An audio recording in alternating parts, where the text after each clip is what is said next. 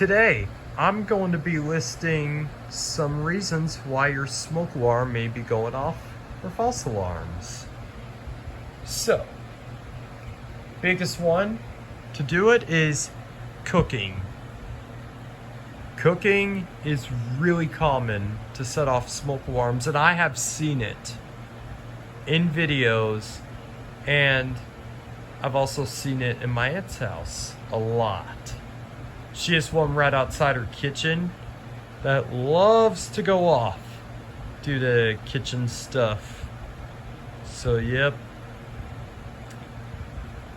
Bacon tends to do it, and like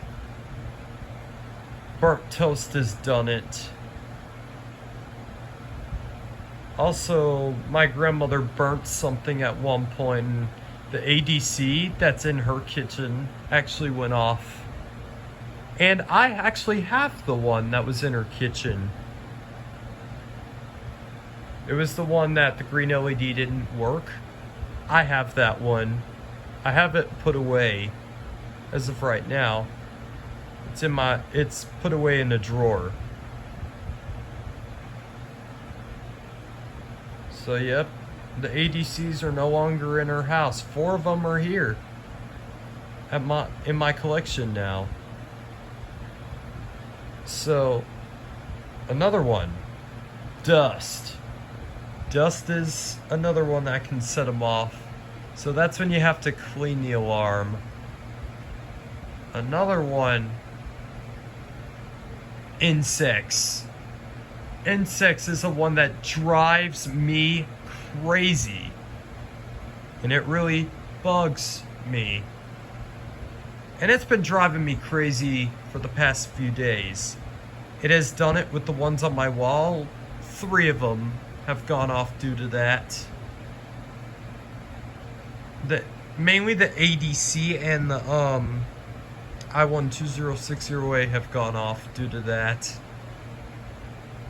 And as a matter of fact, the 4120B on my ceiling has been doing it too. And it's been getting in that sensor. And let me tell you, this thing hates the ants just as much as I do. So yep. And I have a step ladder sitting right outside of it. In case I see, because I've seen them 3 times. It's gone off once. And then I have the fan turned off so I don't get hit in the head.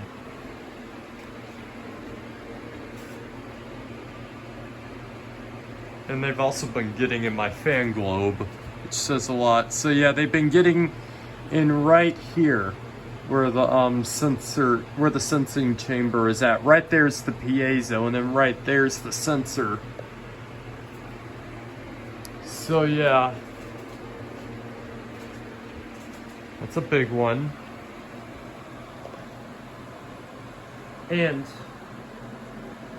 it can happen in the middle of the night. Or it could happen at any time when there's insects, dust, or cooking. So yeah. Let me think. Another one is steam. This is why you don't ever want to have one in the bathroom, because you know when like taking hot showers produces steam, and it also sets off the smoke alarms. So you don't want that. That would be really annoying. But yeah, if they go off and it's cooking, do not pull it out of the ceiling. Because that removes your protection. Either just wave at it with the newspaper, or if it has the hush feature, well, at least wave it with something, maybe a notes packet or a Kid of Firex brand logo thing, which has been most effective for me. And I stole that trick from my uncle. So yeah, when my aunt's goes off all the time. I stole that from her. I stole that trick from her when she did it.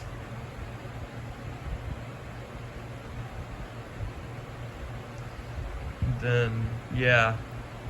And I've never seen it happen with the vintage one, believe it or not. That's probably because I don't see very many of them.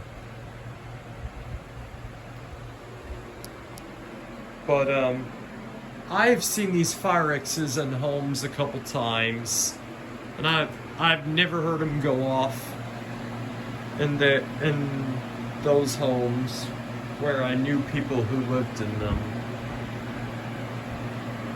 But I've heard the AC buzzers in person, and let me tell you, they are crazy, and I don't want to have that experience, which is the reason why I don't want an ant crawling in this one, because it's gonna go off and really scare me without ear protection. I have ear protection on right now, so which is good.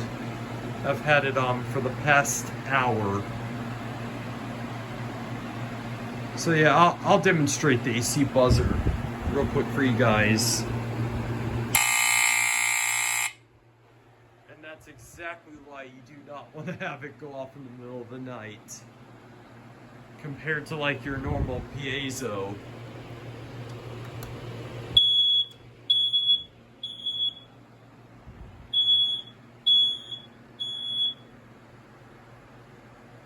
So yep.